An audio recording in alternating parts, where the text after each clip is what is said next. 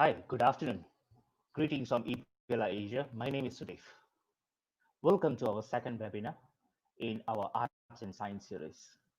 And this time around, we'll be discussing on the HR and employment cost optimization.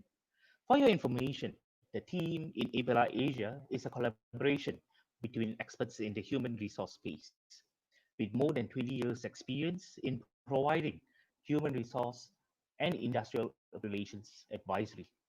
We also do corporate training and HR consulting services. We saw a gap in the market and as such decided to reinvent the EPLI product to fill the gap in the Malaysian employment environment. So please note that the EPLI product from EPLI Asia Sdn Bhd is not a typical insurance product that you can find out there in the market. Our EPLI solution is a HR risk management solution for Malaysian employers. This is the first of its kind here in Malaysia, whereby EPLI Asia Sdn Bhd offers a 3-in-1 solution whereby we educate, advise, and protect businesses in employment-related disputes. This product is exclusively provided by EPLI Asia Sdn Bhd. For details on the EPLI policy, by EPLI Asia Sdn Bhd, do email us your contact details to epli@epliasia.com and we will contact you as soon as possible. Now, let's get back to our webinar for today. Based on our experience, most SMEs do not emphasize enough on the importance of their back office. And I'm referring to their administrative, finance, and human resource function of their organization. From what we have known from many management gurus, the objective of any company is to increase the sales, reduce costs, and improve the quality of their service or the quality of their product. In order to achieve this, especially during difficult times that we are currently undergoing, the management of the companies need to focus on 3 things. Firstly, the SOPs of the company, of the organization, of the operations. That is the policies, procedures, processes, and sub-processes for their operations. Secondly, to look into the infrastructure of the company. That is the tools that is required by the employees to perform their job. And most importantly, the element that we need to pay emphasis to is the financial stability of the company. And as part of the education solution by EPLI for today, today's topic touches on cost reduction or cost optimization. And these are aspects relating to the human resources of the company itself. So let's kick off this presentation and discussion by me introducing our moderator for today, Mr. Subramaniam Ramasamy. Over to you, Supra.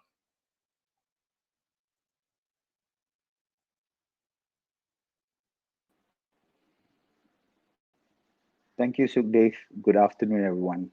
Welcome to our December Art and Science webinar series. As mentioned earlier, our topic for today is the art and science of HR and employment cost optimization. We'll discuss on 3 key points. Firstly, to understand the cost management and reduction from a short, mid, and long-term perspective, and how HR could play a major role in undertaking cost reduction or optimization initiatives for the company. Then, the types of cost reduction and optimization initiatives that could potentially breach the employment terms, and how do we actually manage to mitigate this risk. Cost management is a current topic of discussion as every business wants to right size and manage their costs to survive, sustain, and also set the stage for growth when the market turns around. We are very lucky today to have two very highly experienced panelists with us. Firstly, I'd like to introduce Dr. Muhammad Ashraf bin Muhammad Iqbal. He's the founder of Mindsprings Syndrome Berhad, an advisory firm specializing in business performance solutions focusing on knowledge-based organization. Dr. Ashraf holds a PhD in Islamic banking and finance and a master's degree in business administration. He has held various positions with Shell Malaysia, was the general manager for human resource in Proton, and subsequently appointed as the managing director for Proton in the UK and Europe. From managing businesses, Dr. Ashraf crossed into consulting and spent a number of years as a regional director for Hay Group. He was the founding member of HSBC Amanah. Currently, he is an independent non-executive director of Bank Pembangunan Malaysia, Berhad, and a member of HSBC Amanah Sharia Committee. In addition, he also provides mentoring to a number of technology startup companies. Welcome, Dr. Ashraf. Then we have Mr. Daman Sivalingam. He's the managing partner of Daman Sivalingam and Partners, a legal firm specializing in industrial relations and labor matters in Malaysia. He has more than 25 years of experience in representing employers in industrial relations and High Court, and he has won all cases for my clients thus far. Thank you, Daman, and touch wood. Okay. We shall commence with a brief panel discussion and followed with the actual presentation by both Dr. Ashraf and Mr. Daman, and we'll end with a Q&A. Okay. To kick off things, I'd like to seek Dr. Ashraf's expertise. Okay, as we are talking about cost management, we tend to use the word cost cut and cost optimization interchangeably, right? What are the key differences between cost cut and cost optimization? So we actually understand this in more depth. Dr. Ashraf? Yeah. All right, super. Thank you very much. Thank you all for having me on the program. I'm really glad somebody's actually doing something like this to help businesses as we go through these very difficult times. So very quickly, the mother statement is cost optimization, and within that you got two. You either say for the same cost, can I actually increase the level of outputs, or if I cannot increase the level of outputs, then how do I actually reduce costs? So it's one of two directions. In that sense, and the goal that every business is trying to look for is what we call Pareto efficiency. It is the point where for a given amount of costs, I cannot increase any more outputs without incurring new costs, or for a level of output, I cannot reduce any more costs without sacrificing output. So that's really the balance between that's I think what it is. The real word is cost optimization. The question is, which direction are you going? You can optimize by increasing outputs, or you can optimize by reducing costs. I hope that helps. Thank you so much, sir. Okay, the next one is, when do you think is the right time for companies to actually undertake cost optimization strategy within the organization? Because we tend to only talk about cost management per se when there's a crisis. Otherwise you don't hear people talking about cost. We talk about how do we invest more and leverage the business, right? So in my opinion, I think we should look at this in parallel, that cost management should be one of the things that we should look into annually. But what's your opinion, sir?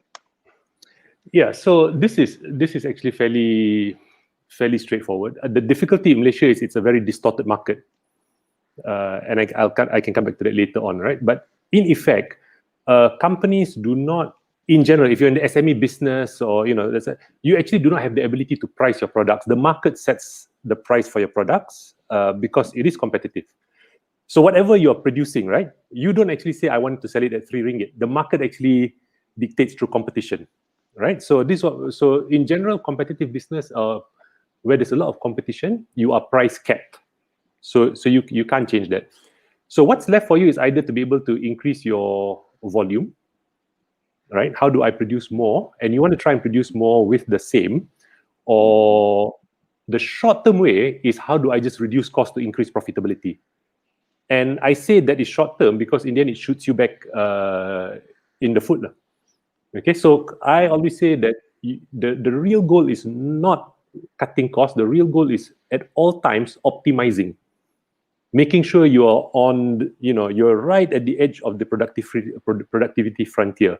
And you can read all of the HR reports lah. The problem in Malaysia is productivity is lagging. But our strategy is always labor substitution, just bring in cheaper labor, right? Or just cut costs, and that's why it's very difficult for us to move forward. I hope that explains somewhat. Yeah, thank you. Mr. Would you like to share anything on cost cut, whether it should be done annually or it should be done only when you have a problem?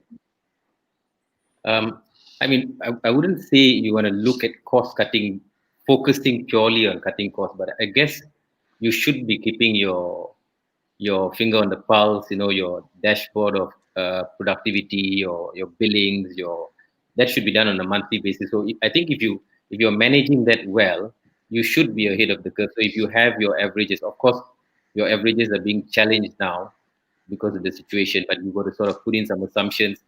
And maybe now we've been in COVID for the CMCO, RMCO for so long, I think we've got a fair idea of what the average is in the current situation. So maybe you've dropped down your targets and so on. And that should give you an indicator of where you are. So I wouldn't look at it as, I want a cost cut. I think as Dr. Ashraf mentioned, if you are I love the way you put it, what is it, the frontier, he said, right at the top, if you're there, what are you talking about cost cutting? I think so we should approach it from that angle rather than looking at it from cutting costs. Thank you, sir. From my research, I came across these terms and I just learned this term today, right? It's about good cost and bad cost. And Dr. Ashraf, coming from the banking and finance industry, maybe you can enlighten us about this. And this is the first time I'm like, good cost, bad cost. I heard about good cop and bad cop, but no. Good cost, yeah. So you will find that typically in the small mom and pop business, all you have is good costs because all cost goes towards producing income. You look into any firm, any small firm understands the concept actually very well, although they may not know the labels, right?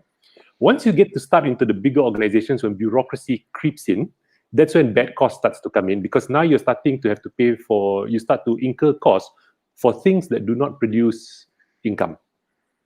And that's where the term comes in to say, especially if you're borrowing money from the banks, if you are debt financing, you always want to make sure your debt is financing good costs that produces income, not bad costs that does not produce income because that's gonna hurt you. So that's sort of an easy way to think about it. So cost that's deployed in the production of income is good. Cost that's deployed in not the production of income, not so good. Cool, thank you, sir. And Daman, I believe that you will be presenting in more detail on the legality of cost cuts and cost optimization. But could you briefly share with us from your experience how a cost reduction exercise may impact employment terms or breach the employment terms? Okay. Sort of, you see, the whatever we may be paying an employee or whatever benefits we're providing them, it's stated in the contract. So which then means that becomes a binding term and condition between employer and employee. Yeah. So if we're going to make changes to those terms and conditions, because it was done by mutual agreement to begin with, it would follow that for us to vary that, especially, I mean, of course, we're talking about negative variation. Positive variation, if you're going to give someone a increment, he's not going to say, wait, I don't want to consent, right? So I don't think that's going to happen. But if it's a negative variation, negative deduction, or it's a downward for the employee, the challenge is you have to get the consent. And if you don't get the consent, there are consequences. And of course, you've also got to bear in mind that there are some things, even with consent, you can't do. Like you can't pay someone below the minimum wage.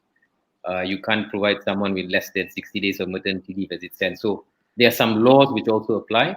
But if you're at least meeting the laws, and let's say you're way above the laws and now you want to bring it down, it still is a term and condition which was agreed. If you want to change that, the right way is concerned. So that's where the challenge will be. Thank you, Daman. Okay, thanks, gentlemen. Thank you, Dr. Ashraf and Daman, for the insightful introduction to the cost cut. Now, I would like to invite Dr. Ashraf to share with us his presentation and professional opinion on cost optimization from a HR and business perspective. Thank you, Dr. Ashraf. Okay, thank you very much.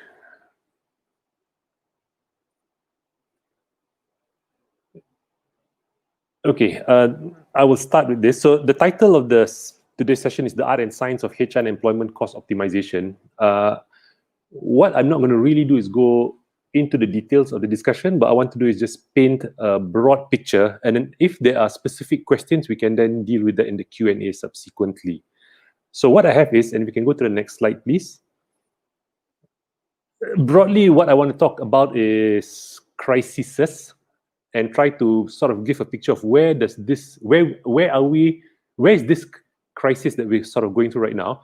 How does it sit in relation to sort of Malaysia's history of other crises? And then I want to talk about this concept of codependency. That it is this whole relationship is very circular, and how the dependency work. And then I will come down to the individual firm level. But if I was running a firm at this point in time, what are the things that I'll be talking about around this issue of optimization? Yeah. So let me move to the next one. I'll start with this crisis. So if you look at Malaysia's history and you chart the GDP growth rate, so this is the year-on-year growth by GDP, starting from 1970 to 2017, what you will find is there are 5 very clear points where there is sharp contraction. So the economists would say, V-shaped recovery. That's what the V-shape is all about. So in Malaysia's history, there have actually been 5. The first is the 1974, 72, 73 oil embargo. That was a global oil embargo. Then it was followed through 1985, the tin market crash. Actually, I'm not sure among the audience that's listening how many are actually old enough to remember these events. And then the more recent was the 98 Asian financial crisis. And just as you're getting out that, there was then the dot-com bust in the US. And then by the time we got to 2008, we've got the global financial crisis. And I always say it wasn't a global financial crisis, it was a white man's financial crisis. 98, they were happy to say it was Asian financial crisis, but 2008, they won't say it's a white man crisis. But if you think about it, it really only affected the white countries, Europe and North America predominantly. Yeah, but never mind, we'll take the label. And each of these crises fundamentally changed Malaysia. So there were 4 changes. After the oil embargo, there's a significant change in the country. After the tin market crash, another change. After the AFC, another change. And then after sort of the 2010 crash, there was another change. So that's sort of the sequence. So where we are now, the question is, are we going to have the 6th crisis as this pandemic, works its way through? Will we end up with this 6th crisis? Yeah. So if I can go to the next slide. What the year-on-year charts don't show us is actually how severe, because you're looking at year-on-year, right? So a small recovery on the percentage terms actually becomes very big. But here I'm trying to show that there is different levels of severity. The oil embargo, the loss in GDP was GDP per capita was only 36, but of course it was 4.6% of the economy at that point in time, and it lasted for 2 years for recovery. The tin market crash, actually, in the tin market crash, we lost 22.7% of GDP per capita. And it took 5 years to get back to where we were before the crash. In the Asian financial crisis, the amount of wealth that was lost was 32% of GDP per capita. And so that was a loss of 1,501 ringgit of wealth, GDP per capita just lost. And it took Malaysia 8 years to rebuild and get back to where we were before the crisis. It's a long time. It's hard to remember, but it's actually 8 long years to get there. And then we had a good run up until the global financial crisis. And in terms of magnitude, it's 13.6, but note how short it was. Within 2 years, we were back. The economy had actually bounced back, and then we're back to normal. And then there was the oil price crash in sort of the 2014 sort of time.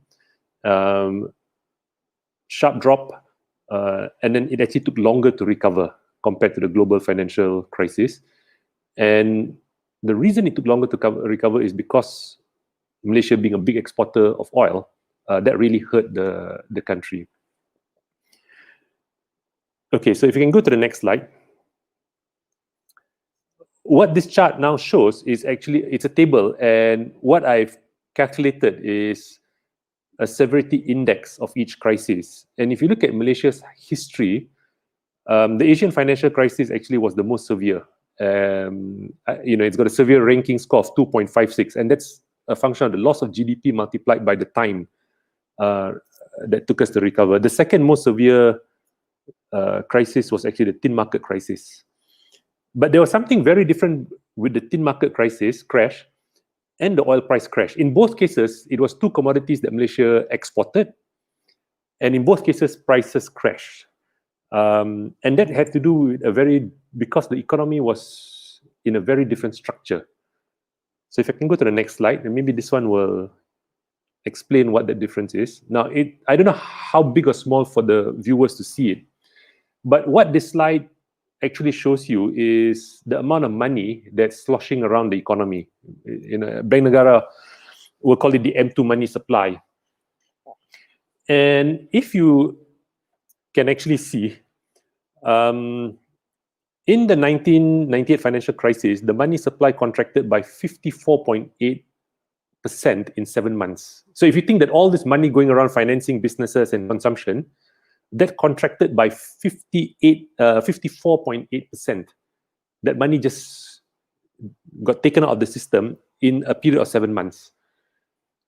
And that's why it became very severe, the crisis. So this contraction in money supply actually became very severe. Now, if you remember, I said in the tin crisis, the tin crisis and the oil crisis are the same. They're both exports, price drop.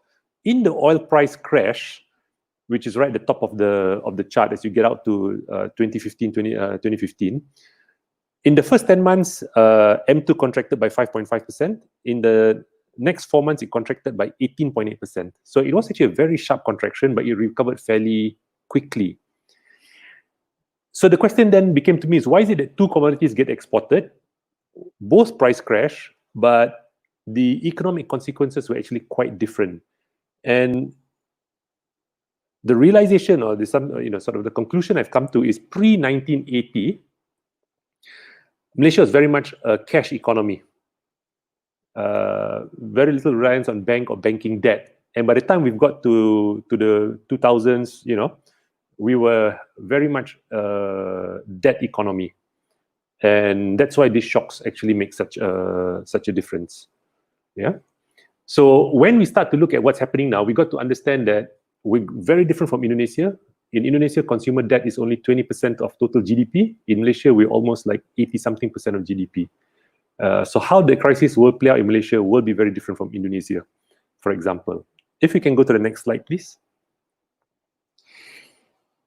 So as I was thinking about that, then I said, okay, let me look at M2 and nominal GDP and look at the trends. And what's important about this line is when the broad money, when M2 diverges away from GDP, the risk of inflation then becomes very, very high.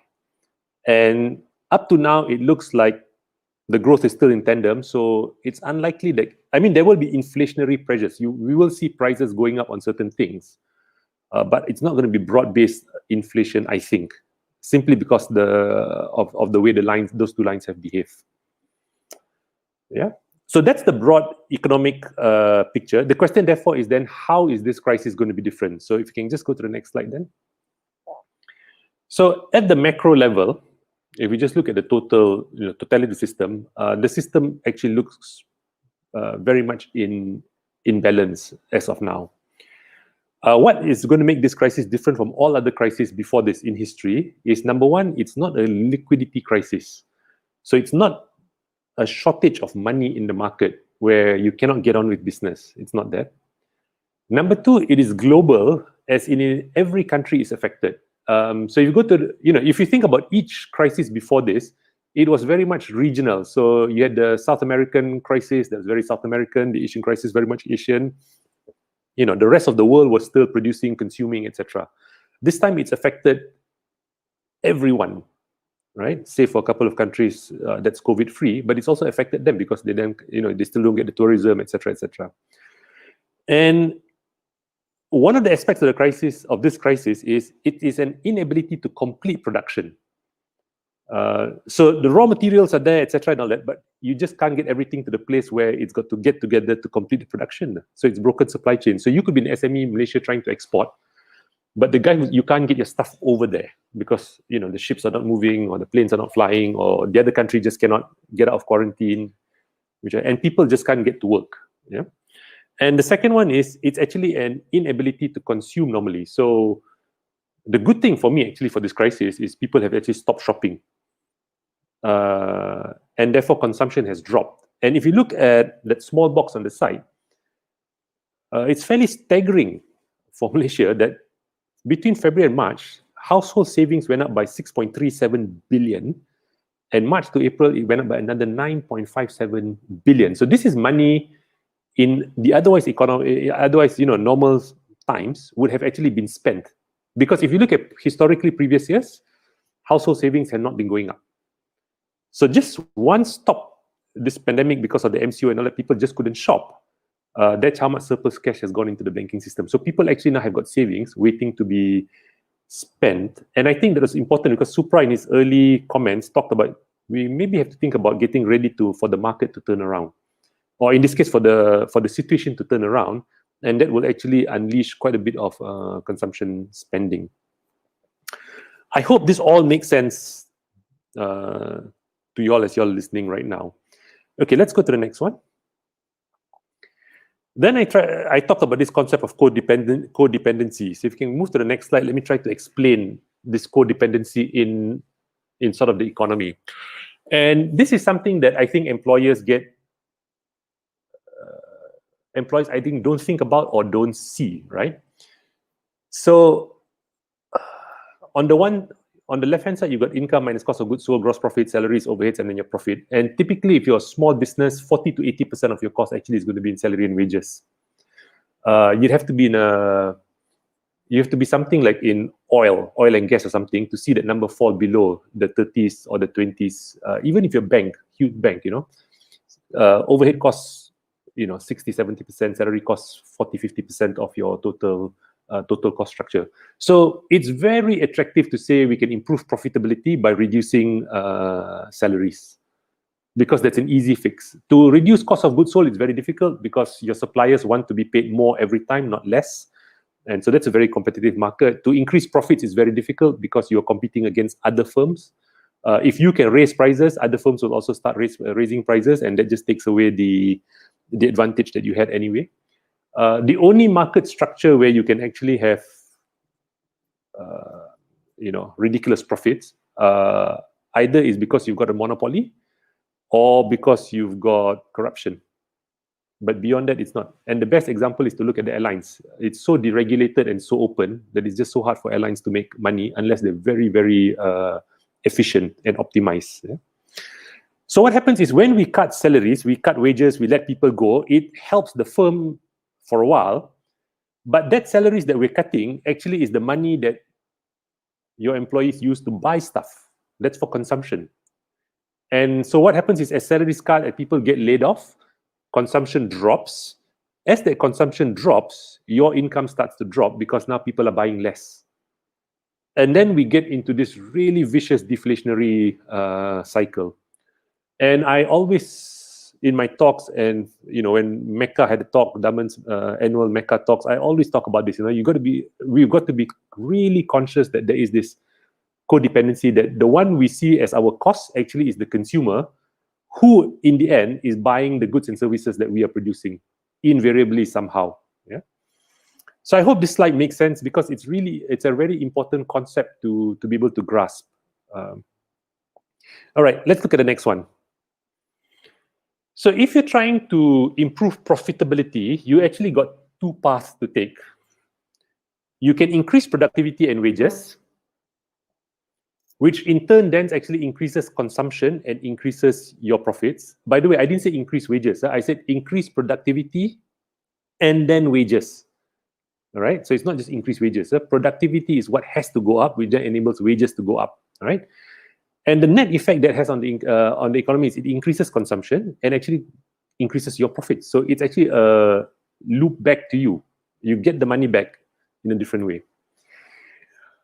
But if you just reduce labor costs, you end up transferring your profits to the banks.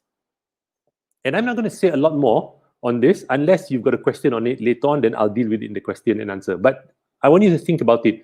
Reducing labor costs transfers your profits to the banks. Yeah. Okay, so I'll leave it with that. So those are two paths. So let's go to the next chart. If we bring this down to the firm level now, to the individual company, next chart, please. What I postulate is companies will be sitting in one of these four boxes. If I take the top right box, the red box, one group of companies right now, they got no cash flow coming in and they got lots of debts. And I really am sympathetic to these people because you got the bankers chasing you for your underwear, for your socks, for everything. But you just can't sell. You just got no customers walking in, right? And my advice to you, talk to EPLI ASAP. You know, the opposite end is at the bottom left. You got cash flow and you got no debts, and that's the ideal position to be in right now.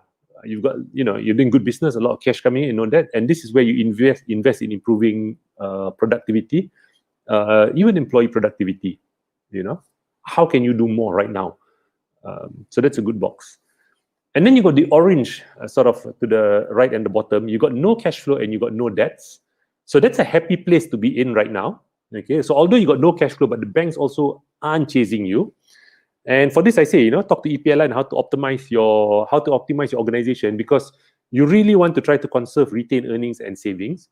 And just letting go people may not be the best answer, because if the market turns, the economy picks up, what we fail to realize is the cost of rehiring and retraining is sometimes far more expensive. So there's a real trade-off that sits in there. And then there is where a lot of the companies are, which is in the left upper. You've got cash flow coming in, but you still got lots of debts, and you're just trying to make that balance. Paying everything, maybe nothing much left or negative. And again, you need to get help to figure out how to again optimize cash flow. And this is one where we've seen, or in my case, we've seen where we've actually got all of the employees to agree to go on to staggered work. Everyone agrees that, we're going to take a bit less for the next 6 months just to balance out the cash flow situation, and those sorts of things. It requires mutual agreement, but the goal is for everyone to survive, as opposed to just the employer surviving and then the employees being left out. So that sort of brings me to the end of my presentation. Hopefully it paints enough of a picture. And then what I would like to do is spend more time on the Q&A if you've got questions to ask. So Supra, can I go back to you, pass this back to you?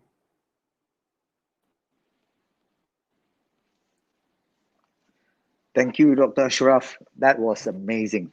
I learned so much, and I've got a few questions for you later. Thank you. Sure.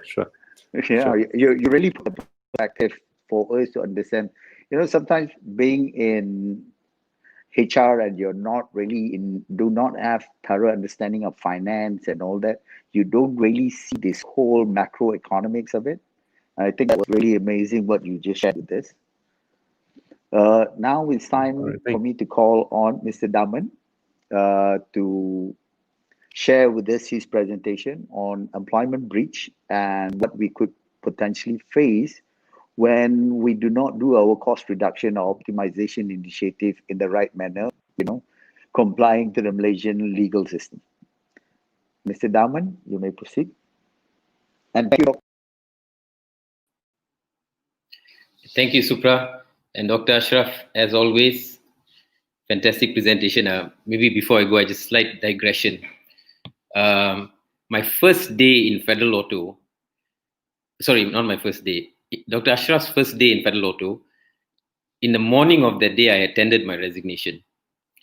And then later in the afternoon, he gave a town hall, and I was like, You idiot, you tended too fast, because he spoke just like how we did. Anyway, I'm just going to leave that with you. I was lucky enough to have his time and his mentorship during my time at Felloto. Okay, good afternoon, everyone. I think the topic today, the art and science, it is really illustrative of the situation, or illustrative of the points that I'm going to be covering, because a lot of what I'm going to be saying is not so much a science.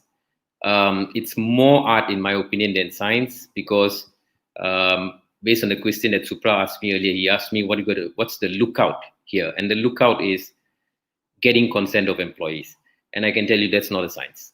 That's pure art. So I'm happy to walk through some of the aspects which I think will be related to the legal aspects in employment cost optimization, which typically means you're reducing terms and conditions of employees, the monetary terms and conditions.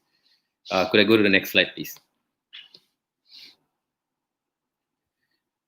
Okay, so let's start with asking ourselves the question: what is the IR, or industrial relations, or employment law challenge in wanting to do these kind of things? Now, generally, unilateral changes to terms and conditions of employment not allowed. So what does unilateral mean? The contract of employment has got two parties, employer and employee. Bilateral change means both parties agree. Unilateral means just one party.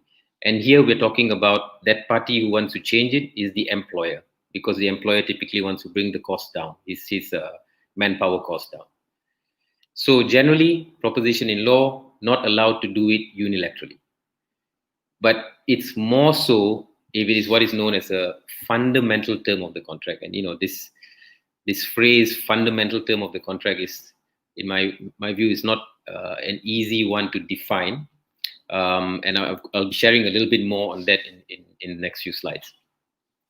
So if that's the general law, what then are the consequences? What will happen to an employer if, let's say, the employer unilaterally, without the agreement of the employee, changes or reduces a fundamental term of the contract of employment, like salary, for example? The potential consequences are: the first one is a complaint of constructive dismissal under Section 20 of the Industrial Relations Act. Now, constructive dismissal, what does that mean? And let me try and illustrate that. You see, typically in a direct dismissal, the employer gives a letter to the employee saying, you are hereby dismissed because you committed a theft or whatever. So there's employer takes a positive action to issue a letter terminating the contract of employment. But in the situations that we are talking about, i.e. cost-cutting measures, the employer is not doing that. But rather the employer is saying, effective such and such date, your salary is going to be reduced by 20%. The employer wants the employee to continue working, but on a reduced salary. So there's no dismissal by the company, which is why the concept of constructive dismissal comes in, which basically means the employee views or perceives the act of the reduction of his salary as an indirect, roundabout dismissal. Because you didn't get my consent and you reduce the fundamental term, I view that as you having dismissed me indirectly. So the complaint can come from a Section 20 complaint of constructive dismissal. What's your worst case? Very scary. The court can order as much as 24 months of back wages. And in addition to that, either reinstatement to their job or compensation based on 1 month's salary for each year of service. So please note, it's back wages of a maximum of 24 months. That's one head of award. You have, in addition, a second head of award, which is the court will either order reinstatement, you come back to work, or if I don't order reinstatement, I'll compensate you by paying you 1 month, asking the employer to pay you 1 month for each year of service. So pretty severe. The other consequence that you can face if you're a unionized company is a complaint of non-compliance by the union. Non-compliance of what? Non-compliance of a collective agreement. The collective agreement is a set of terms and conditions of employment that has been agreed between the company and the union.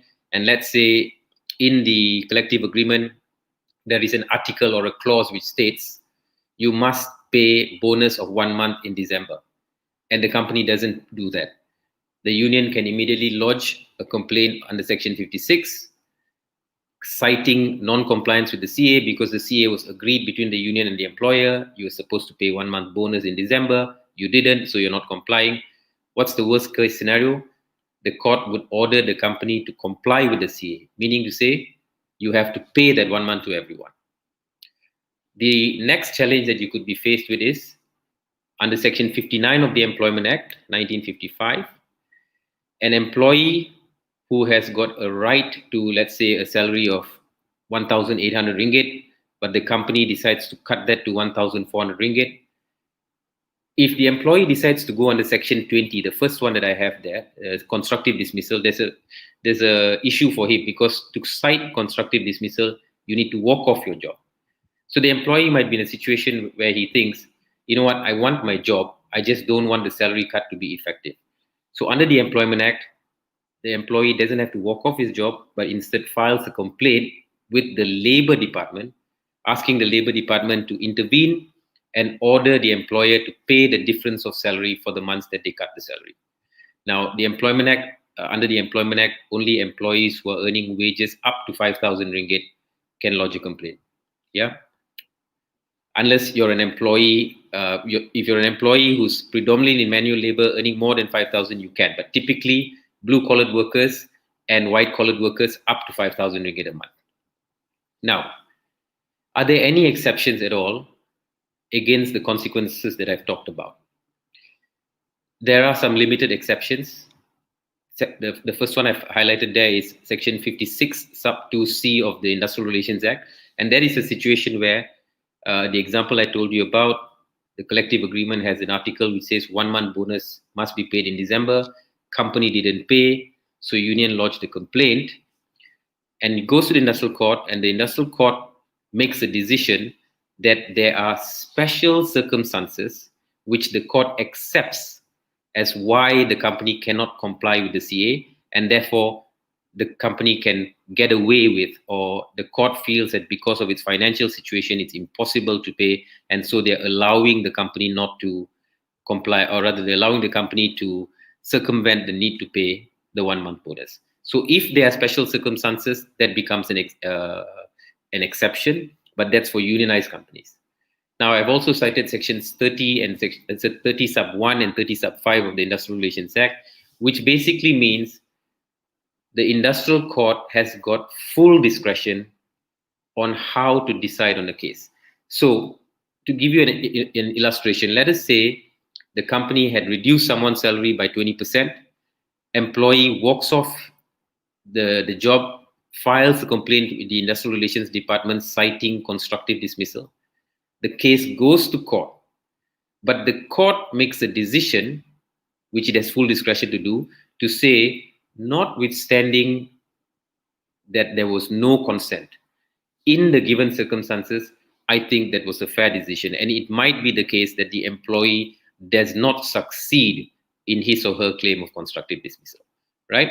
So there are some exceptions there, but I think as sort of explained it, they're not huge exceptions. By and large, the general principle is that you need to get the consent of employees in order to vary or change a fundamental term of the contract of employment. Could I go to the next slide, please? So what type of terms are we talking about? Typically, we're talking about terms which would cause a significant negative monetary impact if the variation, of course, is downwards. So I'm reducing my salary, the employee's salary, I'm reducing their allowances, I'm cutting their commissions. So typically, when you talk about terms which causes a significant negative monetary impact, that would be the terms that I'm referring to here. It's important to understand that non-contractual benefits are excluded. What do I mean by that? What do I mean is that if the employment contract states bonus, it is at the sole discretion of the company, depending on company performance and employee performance. Now, let us say for the last 5 years in a row, the company has been declaring 1 month bonus. But because the clause clearly mentions that it is non-contractual, it's discretionary, in that instance, you can decide not to pay bonus. Remember, because it's not contractual, because it is not agreed by both parties, it's the discretion of the company. Therefore, the company can unilaterally change in those instances because agreement is not necessary, since the contract is worded clearly to say that. So, as an example of such terms, if you want to reduce salaries, remove commissions or reduce commissions, remove allowances or reduce them, take away or reduce benefits such as annual leave, medical benefits. Let's say for managers, you're providing a car, you want to now pull that back. These are terms which one would argue could be viewed as a fundamental term. Now, I put a qualifier there. In my opinion, the higher the value of a benefit, the more likely it is to be a fundamental term. Like I mentioned earlier, fundamental term is not specifically defined, but which is why I mentioned logic should dictate whether this is a fundamental term compared to not, compared to it not being a fundamental term. And a way to sort of view that is, was that such an important term that it was one of the main terms that the employee was happy with for him to accept the offer of employment? If that was the case, that would most likely be a fundamental term, right? If I can move to the next slide, please. So, if you have a fundamental term, and if you find yourself in a situation where you have to vary it, how do you do it? As I mentioned earlier, the general rule is that any term can be varied bilaterally, i.e. by mutual agreement. So if someone's salary is 10,000, you now want to bring it down to 1,200, the minimum wage. And if for whatever reason the employee says, I'm fine with that, you can. So the general rule is that you can do it by mutual agreement, i.e. consent of the employee ought to be obtained. Now, before I go into the issue on consent, let me talk about, people might be thinking, okay, how do I prove consent? Should it be in writing? Should I have a letter which states, based on our discussions and our agreement, effective 1st January 2021, your salary shall be reduced by 20%. You hereby agree to the reduction in salary effective 1st January. Employee signs off, HR manager signs off. Now that would be best in class. But that is not the only way of proving consent. Any other form of documentation today is accepted. If you look at industrial courts accept emails. So HR manager sends an email to the employee saying, as per our discussion, the same thing, but by email without a signature. Employee replies saying, yes, I'm fine with that. That's great. Now, what about verbal consent? If I ask the employer, are you okay with a reduction in 20%? And he says, fine. Will verbal consent be accepted or not? It will be accepted. It can be accepted. But don't forget, the challenge that we will have is proving it. Because if today somebody verbally says, I'm okay with a 20% reduction, but tomorrow he goes and files a complaint, his action seems to suggest that he did not verbally consent. And therefore, the court would then be charged with having to decide, hey, was there consent or not? And because it's verbal, you're going to have a situation of he says and she says. Employer is going to come and say, I asked the guy, he said okay. But guess what? The employer is going to come and say, they asked me, but I didn't say it's okay. And it's left for the court to decide who to believe. And, I think it's always the case that the courts are a little bit more partial towards the smaller, who's perceived as the smaller competitor in that duel. It's between the company against this individual employee. I think it's fair to say that the individual employee is always looked upon as the underdog. And so there's a few more brownie points that he will get there. But ultimately, what is the acid test of consent? Consent only becomes an issue if someone files a complaint. So to me, if the employee does not file a complaint, you don't have to prove consent. So the acid test of consent is no one filing a complaint, right? Because if that happens, you don't care. It could be verbal. Nobody's challenging it. Yeah? Can I have the next slide, please? I'd like to sort of make reference to what Dr. Ashraf said about the 4 buckets. Now, I think the starting point from an employer perspective is you've got to think about what is it you want to do vis-a-vis your manpower costs, your salary costs, your benefits costs, your allowance costs, and so on, all your wage costs. And this is a decision that every employer has to take based on their own unique, peculiar circumstances, depending on which bucket you fall into. Yeah. I guess prudent business would dictate that one would have to undertake a realistic assessment of where you are, where you might be in the next 3 months to the next 2 years. You're possibly going to make a lot of assumptions. I alluded to the fact that it's going to be difficult to make assumptions because we don't know where the finishing line is with COVID-19. So I guess you need to be really robust in coming up with assumptions. But once you do that and probably have 2 or 3 different assumptions, that should give you a clearer picture of what you need to do and by when you need to do in order to spread your capital or the funds in the bank for as long as you can, right? Now, as one of the buckets is where you've got no cash flow and loads of debts. Now, if you fall in that bucket, you're probably looking at having to immediately retrench people, and it might be a large number of staff. I'm not going to be talking about retrenchment here. For those of you who'd like to get more info on that, you can check in on our last webinar where we talked almost predominantly about retrenchments. Today is more about not retrenching, but reducing costs and maintaining the employees. Could I move to the next slide, please? So the $1 million question, how do I secure consent?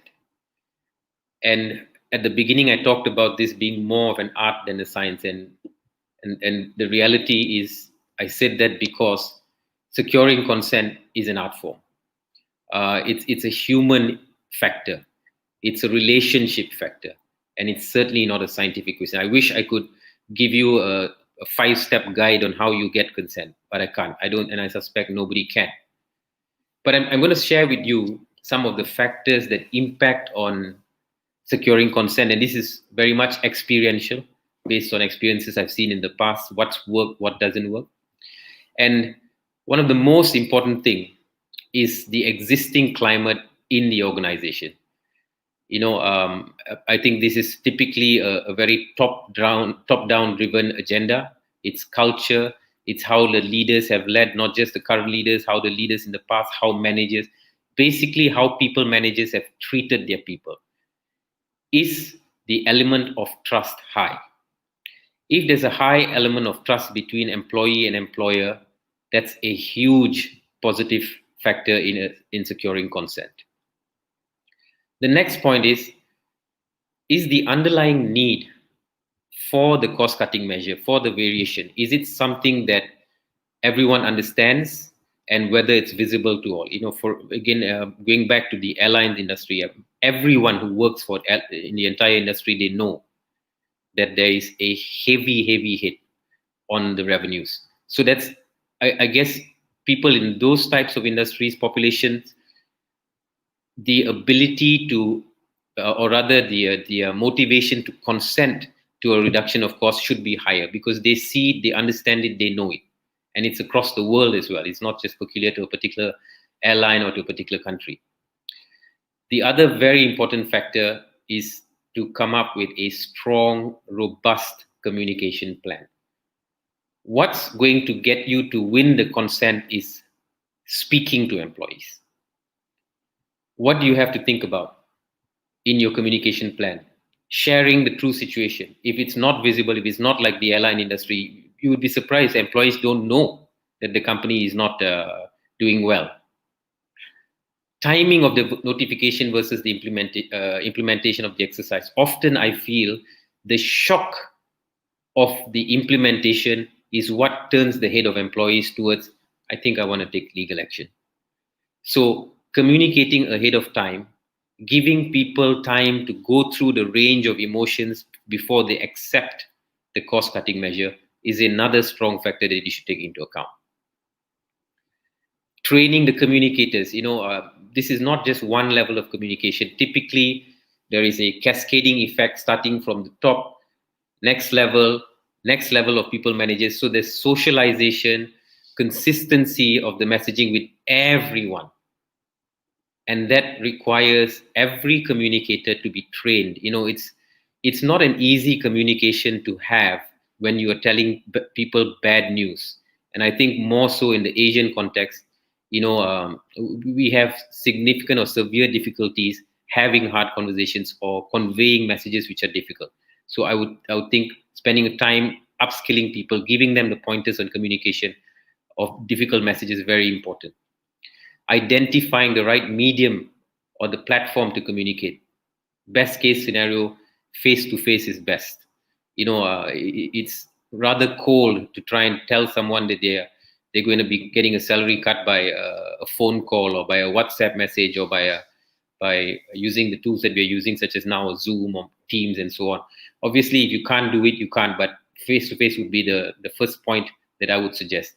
And another important aspect my experience has taught me is that to allow employees to ask questions. And I can share with you that generally people are scared or shy to ask questions. So you need to give a fair amount of time to ask questions, probe people, urge people to ask questions. I've even advised some of my clients to have planted questions. So some employees to get the ball rolling. So some of employees have been scripted to ask questions, because typically after 3 or 4 questions, the rest start to be a bit emboldened and they ask questions. And there's a fair bit of frustration that may be vented out.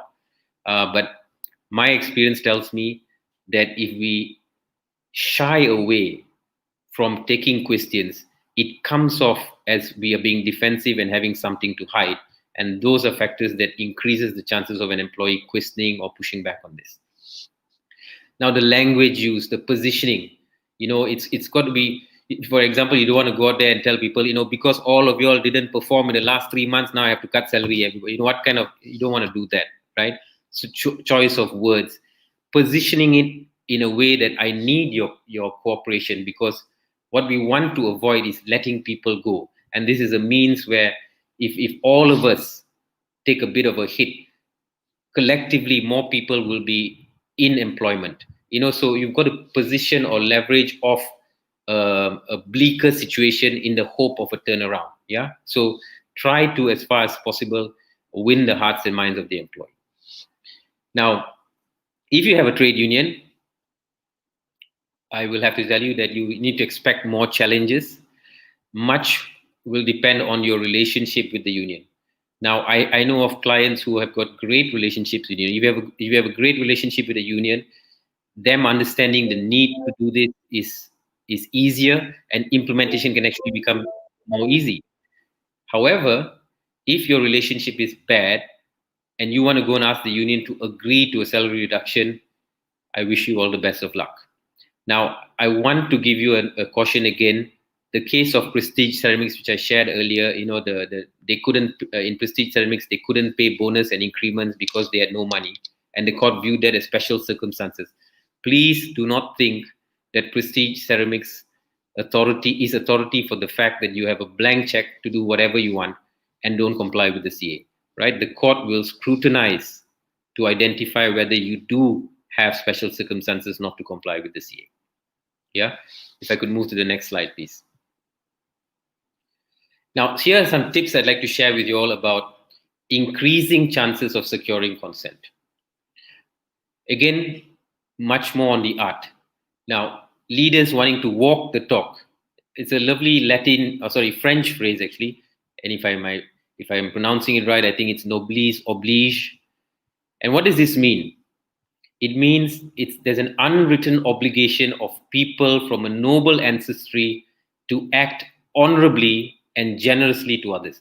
Now, if I bring that into an employment scenario, this would mean the more senior you are, the deeper should be the cut. I.e., I'm talking about a decremental cut on salary, for example, top down, meaning to say C-suite takes a 40% cut. C minus 1, 35%. C minus 2, 30%. C minus 3, so, and the guys right at the bottom gets a smaller percentage. It only makes sense because the guys right at the bottom who's getting 1,500 ringgit. I mean, how much he probably starts struggling to make ends meet to begin with. Yeah, so I think this also increases the perception from an employee standpoint that this is a fair request by the company. The next point I'd like to talk about is to make the nature of the variation or the length of the variation to be temporary and not forever.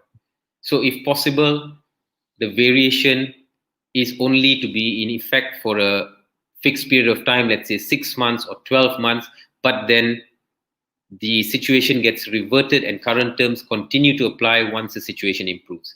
Again, so employees understand that it is not for good, right? I hope that obviously it's got to do with your business plans and so on, but if possible, this is a enhancer for managing perception. The third point I've talked about is restitution. Now, let's say you're going to talk about a 20% salary cut for 6 months. If possible, to tell the employee that when the situation improves, we'll pay back the shortfall, right? So perhaps the payback also is 20% a month for 6 months. So you don't have to pay the whole thing at one go, but it gives the employee the sense that it's not a permanent loss of income. So this again falls back on your ability to do so. Now, if the cut is not on salary, let's say you're going to reduce your annual leave. You're telling employees our annual leaves are too high. I'm going to reduce it from 24 days to 20 days. Then perhaps you can say, when the situation improves, we'll increase or we'll give you 2 additional days of annual leave to cover back for the amount we've reduced. So the concept of restitution is there, meaning to say they don't lose these benefits on a permanent basis. Now, let's say you do all of this, you have a strong communication plan, you've gone out there, you've spoken to employees, and there's a large majority of employees who've consented to it. Fabulous. I would still strongly suggest that you circle back to those who disagree. Speak to them individually. Identify what's the reason they are rejecting the request for consent. It might be the case that someone's personal financial situation is such that they cannot afford a 20% salary cut. Is there possibility for a workaround? So let's say you decided to go with a salary cut for 20% for 6 months. Perhaps you can talk to the employee and say, well, what about 10% for 12 months? So in your case, you're on a lesser salary cut, but for a longer tenure, right? So speak to employees. My experience has shown me that when you do this, you will convert some of them who said no to a yes. You will have, I think it's naive to say that it's easy to get 100% consent.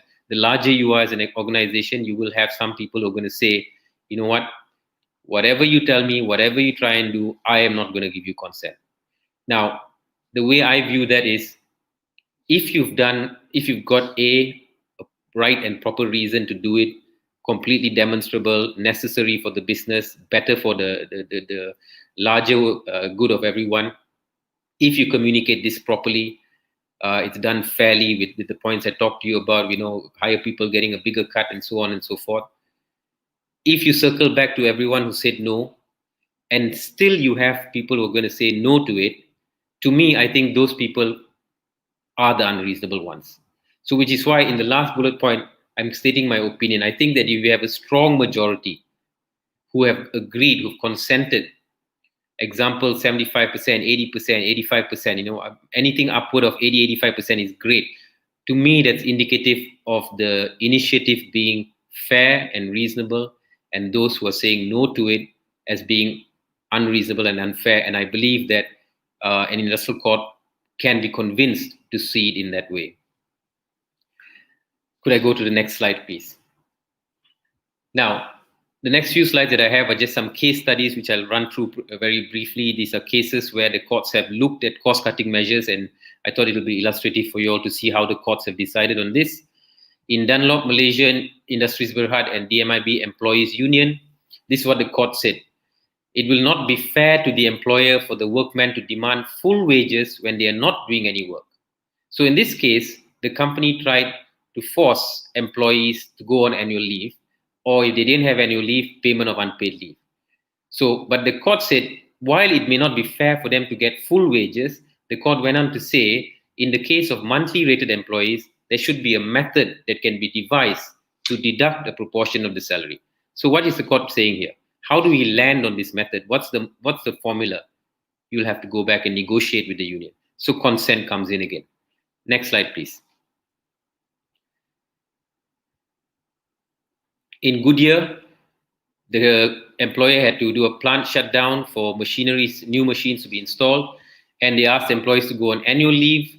No one was forced. For those who did not go on leave, the company declared unpaid leave on the basis that work was not done.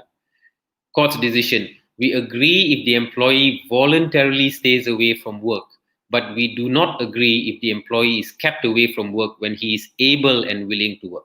What does this mean? We cannot, without the consent of employees, force them to be on annual leave. Now, one of the cost-cutting tools that employers have used is to try and get employees to utilize their annual leave during this period.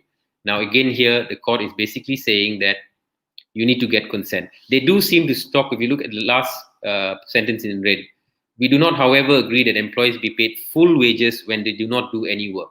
So they are suggesting that there's some middle ground that can be had. If I go to the next slide, please. Now, if you look at Reem Hume, the court talked about, and I'll go straight to the second paragraph. Court suggested that putting employees on annual leave, the first 14 days should be 100% payment, and thereafter 50%. So that's sort of an indicator of how courts look at it. So, it's going to be tough for you to implement straight away forced annual leave. You need to discuss with employees or the unions and get some form of agreement, but these are pointers for you as to how you can pay them during this time. If I can go to the next slide, please. The Justice Harun Hashim in the Dunlop case again said, annual leave is usually taken for personal reasons. It is intended for leisure, enjoyment, and travel. It should not be enforced on the employee merely to suit the company's convenience.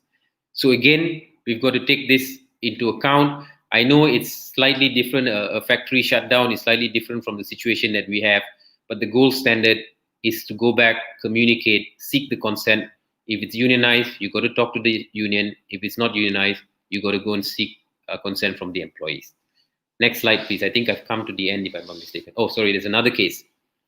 So here again, the company declared a plant shutdown from the 2nd to 5th November. What they did was they deducted 2 days of annual leave. The court applied both the Dunlop and Goodyear case and said, no, sorry, you can't do that. And the court said you will have to give 2 extra days of annual leave in the following year, or in 2015, or you will have to pay salary in lieu of the annual leave that you had taken out. So restitution was ordered by the court in the case of Continental Tire. Next slide, please. Yep, that's all I have for you all. I'm happy to take some questions together with the panel. Thank you very much. I hope you found that useful. Back to you, Supra.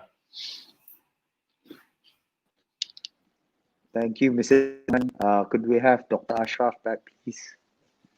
Okay, it's Q&A time. Thank you, Dr. Ashraf. Thank you, Daman. That was so insightful. Now, I would like to go back and take the offer made by Dr. Ashraf on the question of, when you reduce labor costs, right, you are transferring the profits to the banks, right? You said you will explain to us in detail on that. So we really want to understand that part. Yeah. So, the way you reduce labor costs in the first instance is you reduce wages, right? And then subsequently, they remove the labor. So as you, and then alluded it to the people at the bottom, you gave a very elegant French word, which I can't pronounce. But the people at the bottom already make just enough money, right? And as wages stagnate, because one way of reducing labor costs is not to allow wages to go up, right? And that's one way you do it. So where wages stagnate, what do people do to continue consumption is they borrow on their credit cards. Correct or not? When they borrow on the credit cards, who's making the profit on lending them the money? The banks. That's how the banks make profits, right? Whereas if you had paid them full wages and allowed wages to rise, they would be able to spend the money back onto your products. They allow prices to rise. Do you ever wonder how come in Malaysia, it's so hard for Mamak shop to raise their prices? Correct or not? So we're trapped in this vicious cycle, but look at the profits being made in the banks. And all of that is being financed primarily on credit card spending, 18%, 16%, 15%. So it's a good deal, not for you, but for them. So does that answer the question? Yep. Makes Very sense or not? interesting. Yep, it does. What do you think, Daman? I think it's a great way of explaining it. But I got one question. I know I shouldn't be asking a question, but I'm going to shoot it out anyway.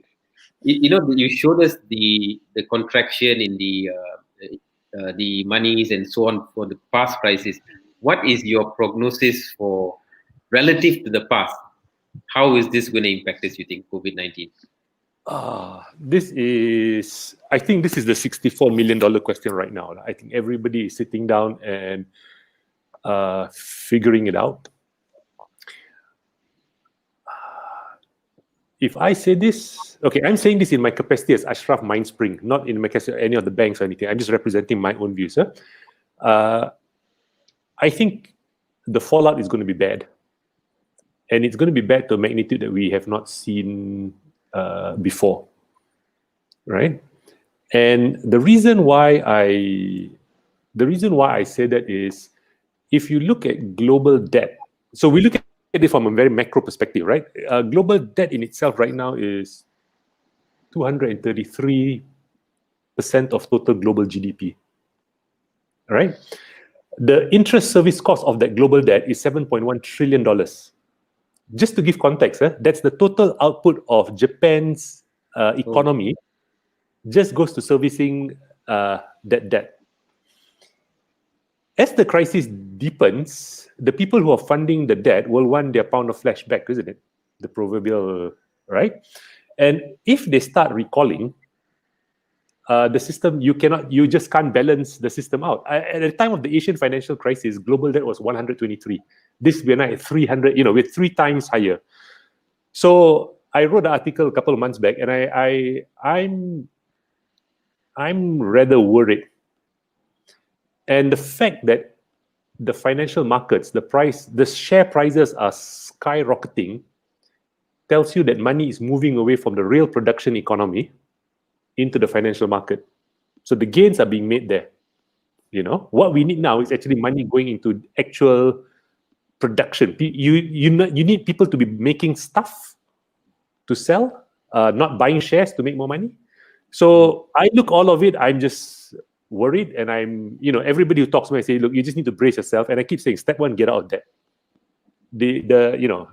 Unless you owe the banks like $1 trillion, then the bank won't chase you. But you owe the bank $1,000, they're going to come after your underwear.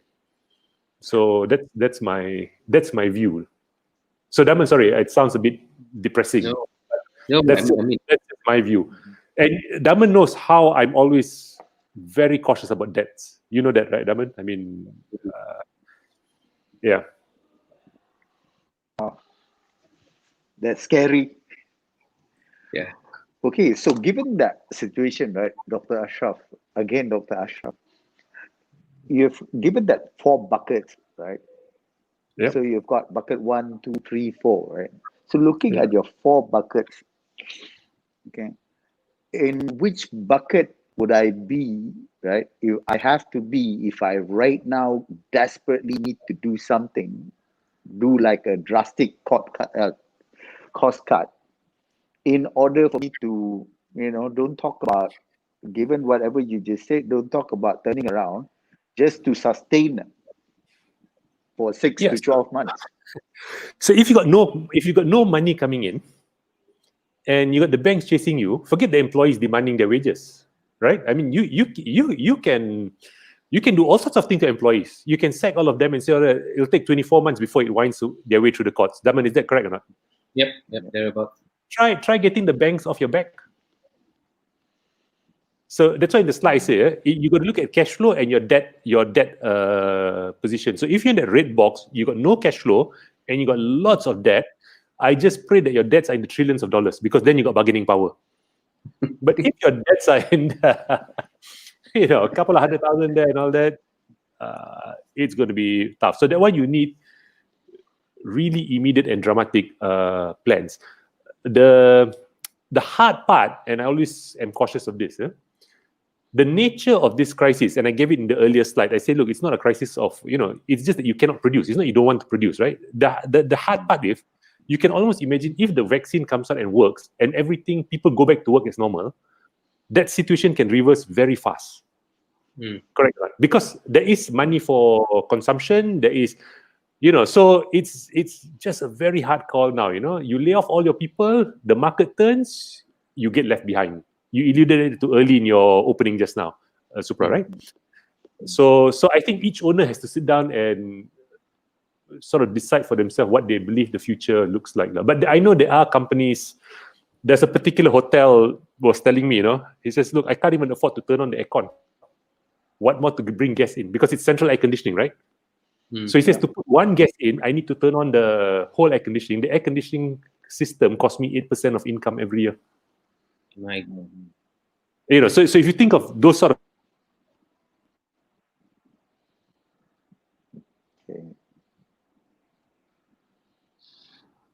I should really go out and help. Help them think what can they do. Sorry, Supra, long answer to a short question. No, thank you. I think what we really want to do is it's very easy to talk about. Let's do cost cutting, let's cost optimization, let's cut salary by 10-15%, let's slash the bonus, let's stop increment, let's freeze hiring, let's look at outsourcing, and find a cheaper vendor and all that. But I think we really need to understand the fundamental, right? In order to make a decision, what are you going to do, right? So I think that is where, Dr. Ashraf, your views and your opinion is, very enlightening. So when a company is going to undertake cost-cutting ideas, you're looking at the 4 buckets where you are, then it relates back to what Daman is saying, which area and how do you actually minimize your risk. So, Doc, the other thing is, if I'm going to embark on a cost-cutting measure right now, what would be the first thing that I should look at cutting? If, say, given that I got no cash flow, okay, no debts, okay? Because you said the first bucket is already gone. Yeah. So I think you got to look at whether you're an SME, whether you are. But so if you don't have cash flow, you got no debts, then the question is how much money you have in the bank, right? So if you just dividend out to yourself $1.8 billion, like some we know, I have a different view on that. If you do, so if you've actually got retained earnings, you got savings, etc. Now you say, look, I'm prepared to hold this fort, right? Then you would take certain difference there. So that's why I think it's hard to make a general statement on this, right? But it's easier to have very specific conversations. So for people to speak to you to say, look, this is what our situation is. Actually, what would be the best way? If you take the airlines, right? Planes standing on the ground is just very expensive. So even if you're $1 billion, that $1 billion will actually blow by very, very, very, very fast. Whereas if you're a taxi driver, right, it's the same business. You are dependent on revenue to run. It's a very different cost model, correct or not? Right. So right now you say maybe you're better off owning a taxi than owning a plane. So it's just the whole circumstance. Supra, I know I'm not giving you a specific answer, but I say each one has to just sit down and figure out what does it look like for them, and then how much are they prepared to throw in to keep themselves afloat. Because when you've got no cash flow, no debts, it's not so bad, because you don't have the banks chasing you. So here's the difference, right? In good times, bankers are your friends. In bad times, they are your enemies. So in good times, the mindset is always looking at employee costs. How do I maximize profit by reducing employees and those? When times are bad, everybody's still thinking of interest service costs before they think about. So the reduction of employee wages and all that actually is the transference of money to now go and pay the banks. So So it's hard. Sorry, Supra, I'm going to stop here. I'm not helping anymore. Thank you. It really stresses the point that there's no one size fits all. That's I think why we're talking. Otherwise, we can follow templates that other people have used. Yeah, definitely, there is no one size fits all. Okay, I think if we had to give any advice to the HR professionals right, who are listening in right now, okay, and they are under pressure from the top management. Hey, Mr. HR, come on, look, come out with some possible ideas. Where can we look at cost cutting? What would your advice be? Where do we look? What do we do? You know, you mentioned about productivity increase and wages just now, right? And wages, okay, not linking each other. When productivity increase, then you can increase the wages. So what would your advice be?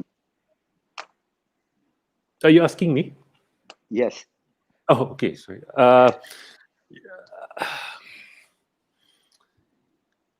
One of the things which I keep telling clients to do, right? Go and take out your accounts for the last 10 years, whatever, like, historically, right? And just look at revenue per dollar employee cost and see how that has been changing. Because oftentimes you see wage bills going up, but the revenue per dollar cost could be actually getting better. You know, that's where productivity comes in, you know. So you look at it and say, this year my wage bill is so big, so I want to cut it. But what you don't realize, as you say, like, are you cutting the fat or the muscle sort of thing, you know? So the first thing I say is put some science to it, you know, put some math. And if you just looked at the data, it removes the emotion. The challenge with HR, pardon your audience, all HR people, they're going to come after me, right? So the challenge is people come in and say, oh, I think, you know, and I'll say, I don't really care what you think. I want to know what you know. What is it that we can hold as a fact? And in business, what is reality is the P&L, the balance sheet, and the statement of cash. There is no if, what, how, but that those are the only three truths that you have.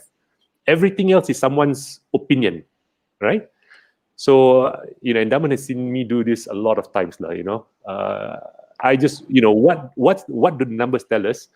And if you start being disciplined about that, actually the answers will reveal it to yourself.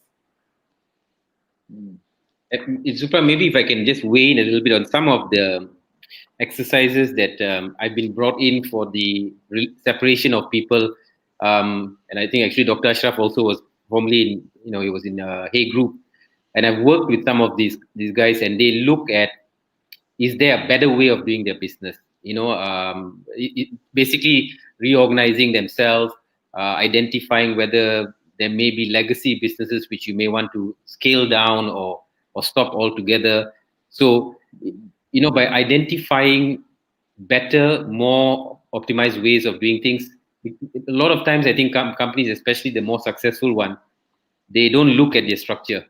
When their monies are good, they think, if it ain't broke, don't fix it.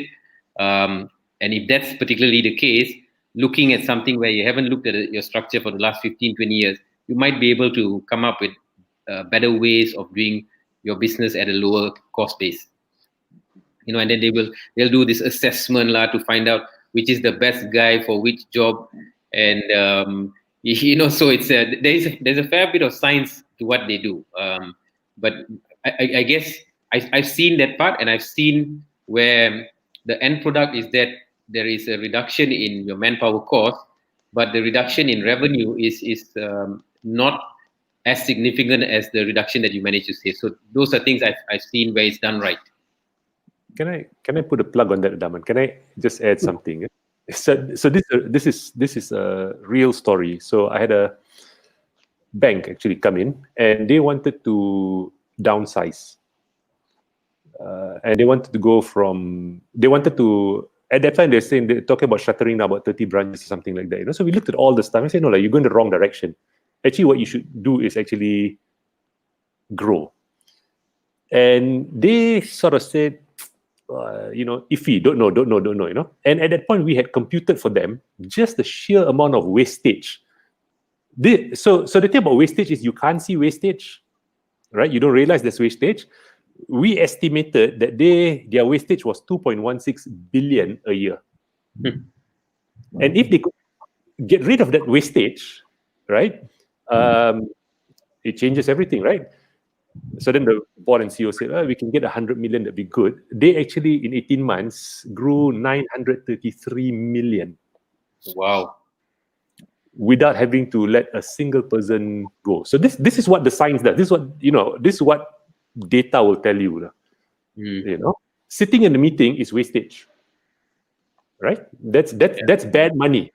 You know, how often do people just spend the whole day sitting from one meeting to another meeting to those sorts of things? But this is a real story. Yeah? It's you know, and that just supports the point that you made, Adaman. Yeah.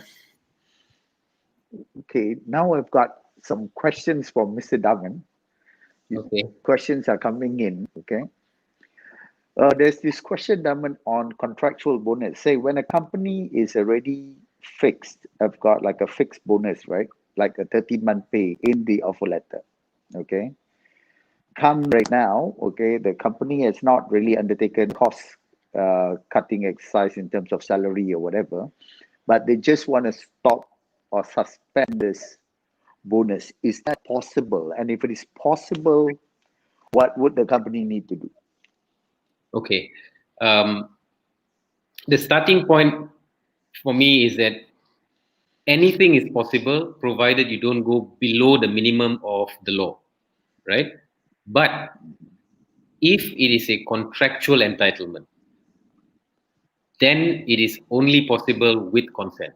So if it is a contractual bonus, it's got the same what's the word for it? It's got the same entitlement. The employee has got the same entitlement to the contractual bonus as they do have to the salary that has been agreed, because that's another term which has been agreed. You know, of course, because when we use the term bonus, it seems it is over and above, right? It's bonus if I get it. But when bonus becomes a contractual term, it's known. The term bonus itself is wrong. It's really part of the yearly remuneration. You know, so you can do it. You'll have to get consent. Which means I need to fill up the ATK form and file into the labor office 30 days and all that stuff. Yes, As I would do a salary cut, right? absolutely. Yeah. Okay, next question is, this is, I think both of you could answer this. Could we use the work from home, as, I think it's written as excuse, I think, as a reason to restructure the remuneration scheme of the employees, since they will be saving on traveling costs and, travel time. So the rationale given is, say if an employee is traveling to work, it takes about 1 hour to work and 1 hour back from work. That's a saving of 2 hours per day, right? And with, you not incurring petrol and all that cost, would you be able to use that as an excuse or reason to negotiate a salary cut? Dr. Ashraf, you want to take it first?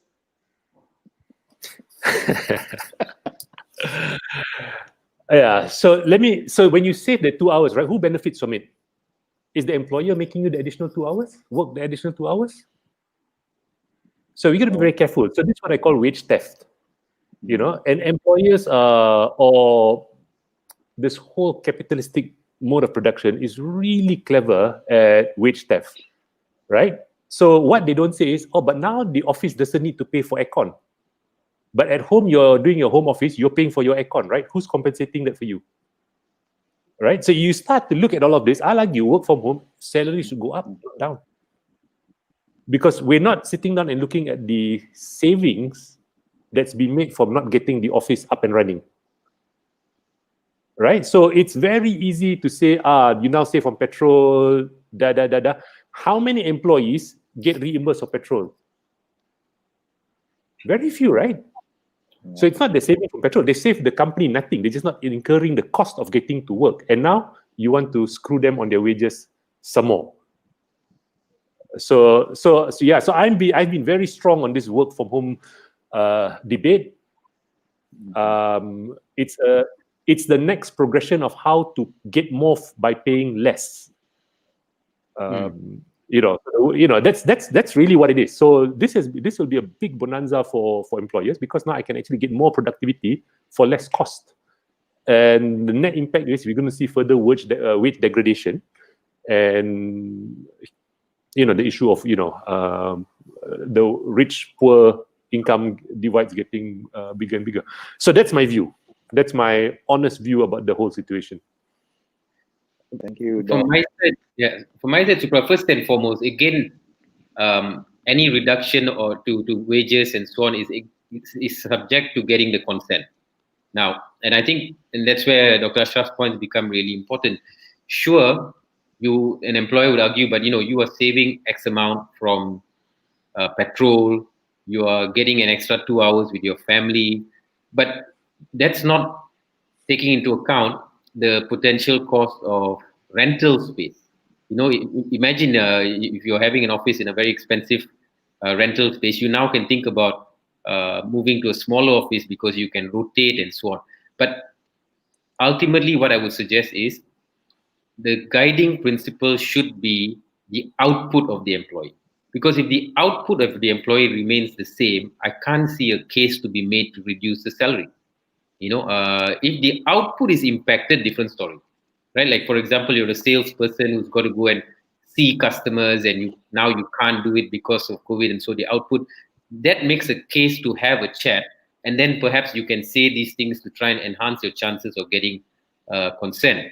But the guiding principle should be: if output is impacted, then only we should talk about wages. If output isn't, we shouldn't. And these are, I guess, clever ways of positioning it, but likewise, as Dr. Ashraf mentioned, this will yield savings to the employer, where is that being shared with the employees? So it's depending on how you look at it. Okay, next question, gentlemen. We still have got a bit of time to answer the question. Okay. Sometimes companies tend to focus on cost reduction across the board, but actually leaving up the top management of the company, where there could be a significant cost reduction, but only impose the cost reduction or salary cut on the managerial and below, right? And if we find out about this later, could we, even we have given the consent, could this be construed as a breach of the employment practices? Because the top management didn't take the cut. Say, the general managers, the C-level, and the Okay. board. So from a legal perspective, the issue there would be consent has been given, but is there a reason now to say that the consent was coerced? Yeah. So the question now would be the fact that they have found out that senior management is not taking a pay cut after the consent was given. I think it's a little bit difficult for you to say that, I was forced into giving my consent, because consent should be, hey, listen, I'm asking you for this, are you okay with it? Right now, if for example you had the fact that they sort of expressed to everyone that everyone is taking a pay cut, including senior management, then that became a live consideration in your head, as a result of which you consented, but later you find out that to be a lie. I think that you have a better case of saying, I was coerced, I was duped because I thought everybody was doing it. Leaving that aside, imagine trying, if you want to be transparent about this, for example, and imagine senior management communicating saying, okay, we're going to have a cost cut of X%, and somebody says, so what's the percentage for senior management? And they go, actually we are working harder now, so no cut for it. Credibility is out the window. This is where perception, the employee is going to think, oh, so one set of rules for you and one set of rules for me. And these are the trigger points for people to consider their legal rights. So, I think credibility, trust is hugely important when you're going into the aspect of trying to win the hearts and mind and get the consent of employees. And if you do things like that, you're really damaging your credibility. Thank you, Daman. Dr. Ashraf, you would like to add anything to that? I've never yet ever met a senior management group that says, hey, can we cut our salaries first? So Yeah, you're right. I mean, so this question is spot on. I share with you my experience in airlines before, where the board decided that, okay, so that was a retrenchment, basically letting people go, And so they came up with a formula. So the formula was 1.25 months per year of service. And the board said, using the principle, the French word I was talking about earlier, as you go up, there is a factor. So the guys right at the bottom gets 1.25. One level above, 1.25 per month times 80%. And the people right at the top got only 25%, which I think, because it's like the reason the company was in that position has got a lot to do with the guys on top and not the guys down there. So, the pain has to be felt higher there. And I thought there was a lot of wisdom in the way that it was managed. That's a nice one. Okay, the next one is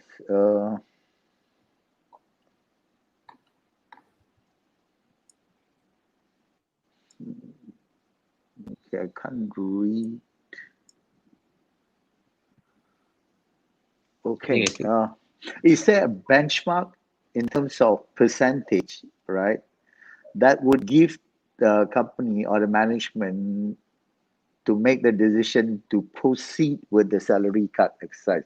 Say, for instance, the whole organization decides that we're going to take a 10-15% cut, but we've only received 65% of the employees consenting to that pay cut.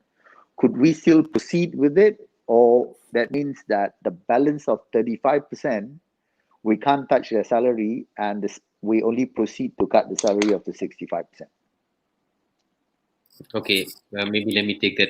I certainly wouldn't recommend that. I mean, I think you are, again, I'm answering this question on the assumption that there is a solid and proper need for this exercise to begin with. Okay, so I'm going to make that.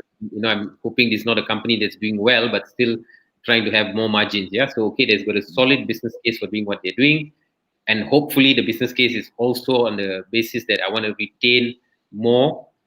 And for me to do that, if I reduce my cost, I can retain more for a longer period. So if you have that,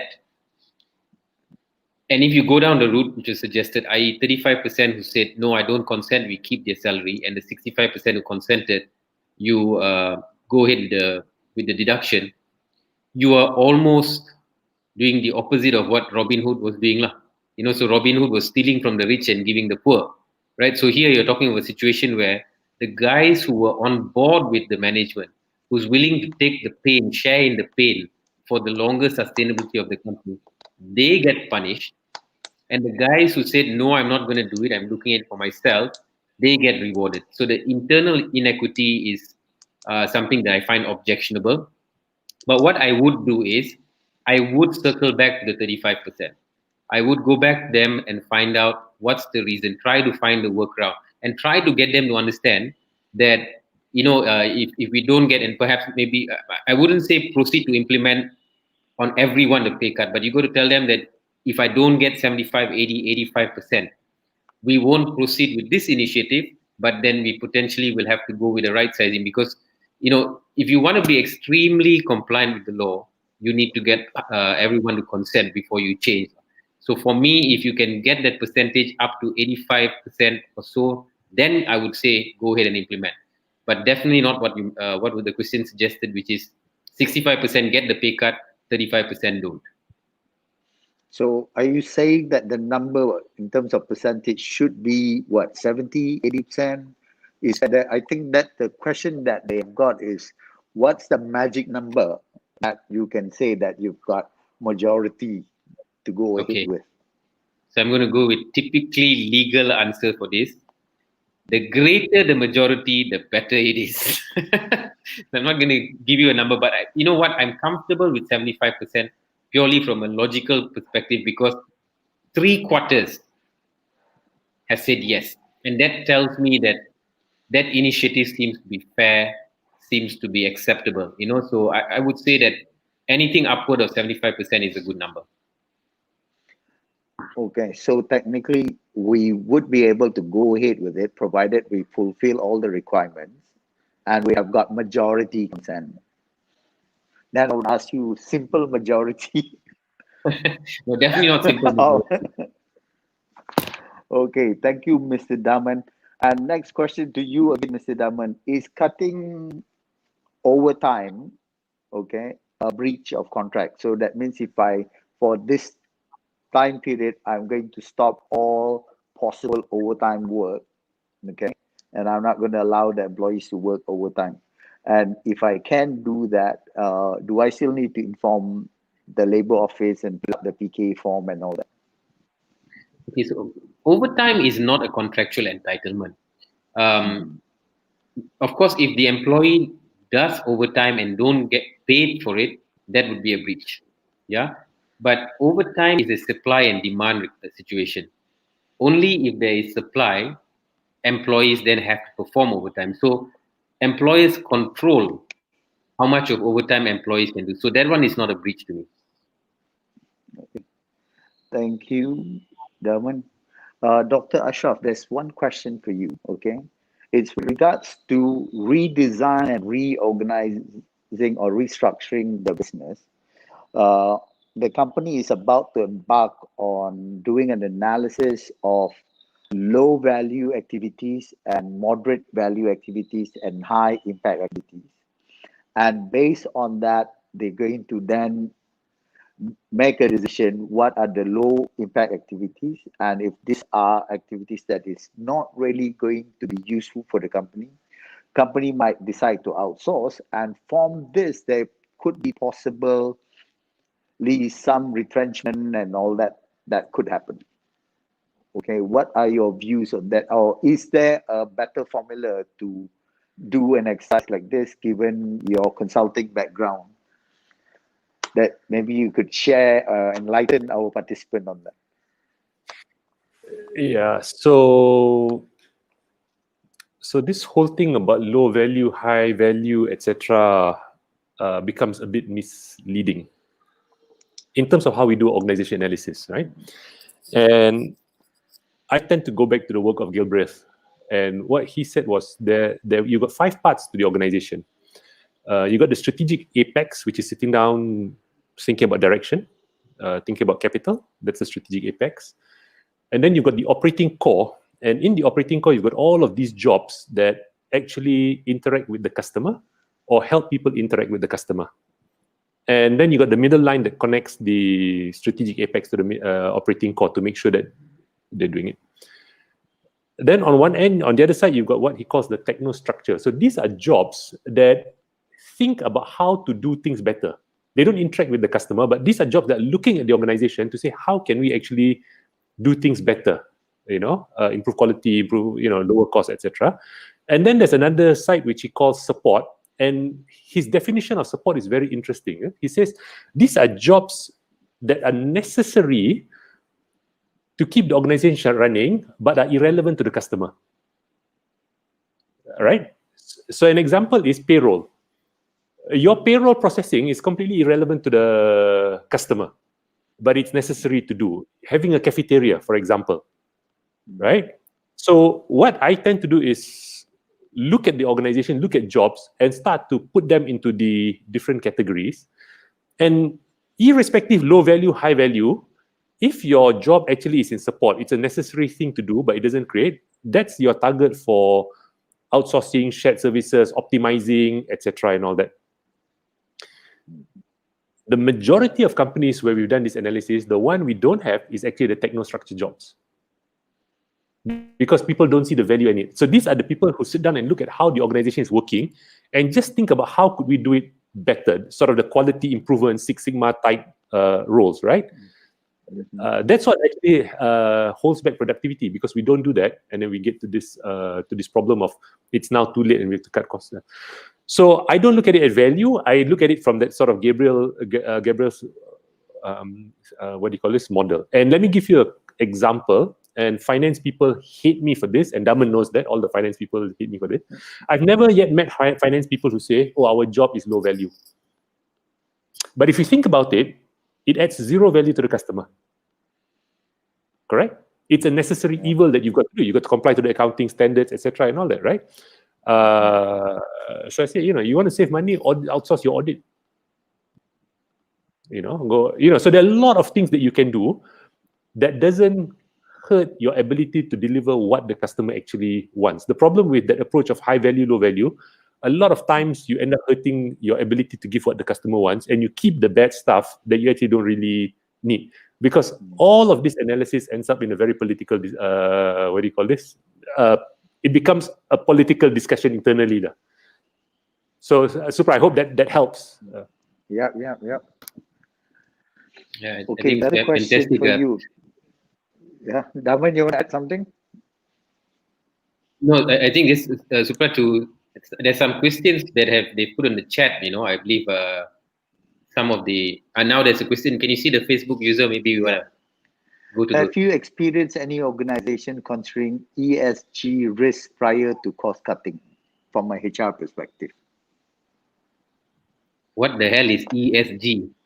Employee, what do you call this? Environment sustainability. Is that they need to clarify? You talk to me about ESG. It's this whole climate risk, etc., etc. Organization. So, if you You're gonna ask for clarification. I'm not sure what ESG is. okay.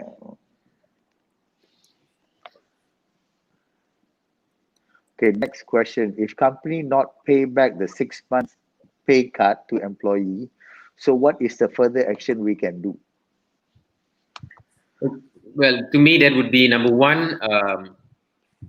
I'm assuming there was consent here, and I'm assuming the consent was procured by providing a promise that we'll pay you back after 6 months, and now the employer has not. So then it becomes a breach of the contract again. So the employee, if they're earning 5,000 ringgit or below, they can use the labor court to file a complaint under Section 69 and seek for the 6 months worth of salary cut. Now, the sad part or the unfortunate part is if the employee is earning more than 5,000 ringgit, they can't use the labor court as a forum. They will have to go after the employer in a different forum. Now, they can actually use. Why do I say that being unfortunate is that if you have to go to court, you will have to get a lawyer and so on. Whereas the labor court, you can do it on your own with a minimal cost. But the employee has a chance to take it to the consumer tribunal, where the maximum claim is up to 5,000 ringgit. That is your claim, the total claim. So if the 6 months of salary cut is 5,000 or below, you can go to the consumer tribunal and you can argue it yourself. But if it's more than that and you still want to take action, it will have to be, unfortunately, through a civil action, civil court, getting lawyers and so on. Okay. One more question, Dr. Ashraf. Sorry. Before it's not the consumer tribunal, small claims court. My bad. Sorry. Okay, one more question, Dr. Ashraf. In your slides, you did mention that percentage of salaries or wages, should be around that 40 to 70 or 80%, right? So how do we determine based on industry? So I'm a service industry, I'm in the manufacturing industry, and how do I actually benchmark that my wages benchmark or best practices should be within this range? Okay, so I had that number at the side, and I said, so actually that number is typically for most organization, staff cost is going to be the biggest bulk of your costs, between 40 to whatever. And that's why it's so natural when you're in trouble to look at how can I reduce staff and staff costs. It's such a natural inclination. But I think a lot of the employer organizations actually have got data. I'm not sure whether MEF has got data and all that actually shows benchmarks. So for example, if you're in the banking sector, typically you want to keep cost income ratio sort of about 40%. The best of banks in Malaysia at about 25%. Some others are running at 60%. So you've got the range. But most of there's actually quite a lot of statistics. But I put that there to say typically if you're an SME, your manpower cost is actually your single biggest what do you call this, cost. And that's why it's such a natural thing for us to say, okay, let's look at manpower cost, let's look at salary cost, rather than other things which the hidden inefficiencies that may exist in the organization. Does that help? Thank you. Yep. Thank you, Doctor. Thank you, Dr. Ashraf. Thank you, Mr. Daman. I think we are coming to the end of our session. Would both of you share any last advice information from your side. Dr. Ashraf, you want to say anything? Any advice? Yeah, so my advice is we are in strange times right now, and the can I be a bit philosophical about this? Super, Yes, is that okay? Right. yeah, yeah, yeah, yeah. So the world exists in three states, right? There is a state of absolute certainty. So in absolute certainty, the sun is going to rise tomorrow morning. And in anything where there's absolute certainty, you just cannot make money because the outcome is known, right? And then there is the other bit, which is the outcome is uncertain, but you can put a probability on it, and that's where you actually can make money, because you sort of say, I'll take a chance on it. And then there's a state which is ambiguity, and you can't even attach a probability to it. You just do not know what's going to happen, right? And in my lifetime, this is the first time I'm saying that we're in a state of that ambiguity, that I can't even put a probability of whether it's going to be 3% this or 5, just cannot.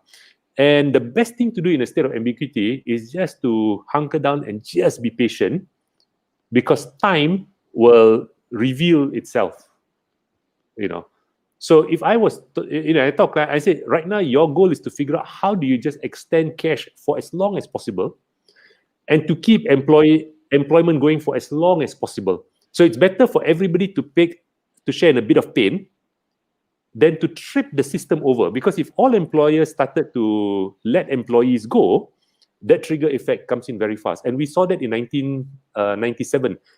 Supra, I look at you, I think you probably remember 97 very well. Yes. And the speed at which everything declined, because it was just a trigger effect, isn't it? Right? I mean, the Federal Highway was completely uncongested in 1997 at peak hours. That was amazing. Yeah. So I think right now just requires a lot of patience, a lot of introspection, thinking about what we want to do at the individual business level. And I still say it's far better for everybody to share a bit of pain. And that, I think, is going to be more helpful to get us out of this. So yeah, that's my small bit to conclude. Thank you, Dr. Ashraf. Daman?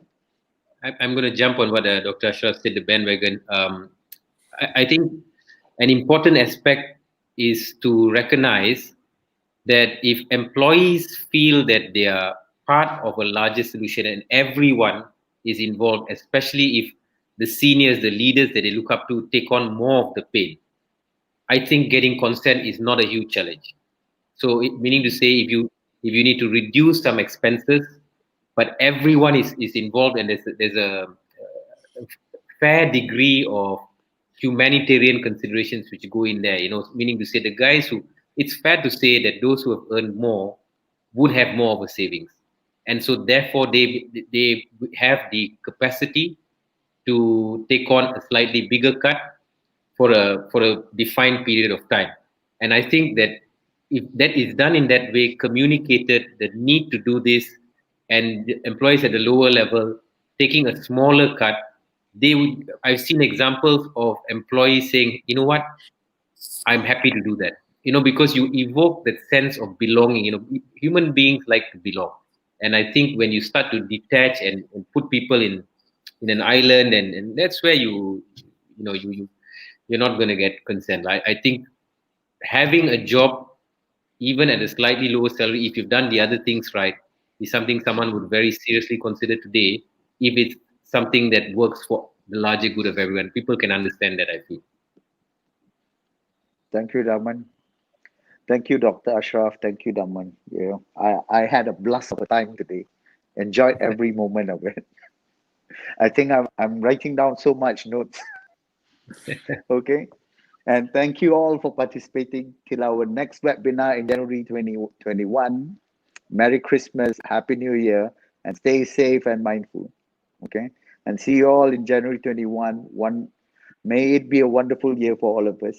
We will upload all the presentations on YouTube and LinkedIn channels for future reference. And Dr. Ashraf, may we upload your presentation as well, just to get your please. permission? Sure, please. Yeah. Thank you. Thank you all. Thank you, Okay. Doctor. Thank you very much. Thank you, Thanks. Daman. Bye-bye.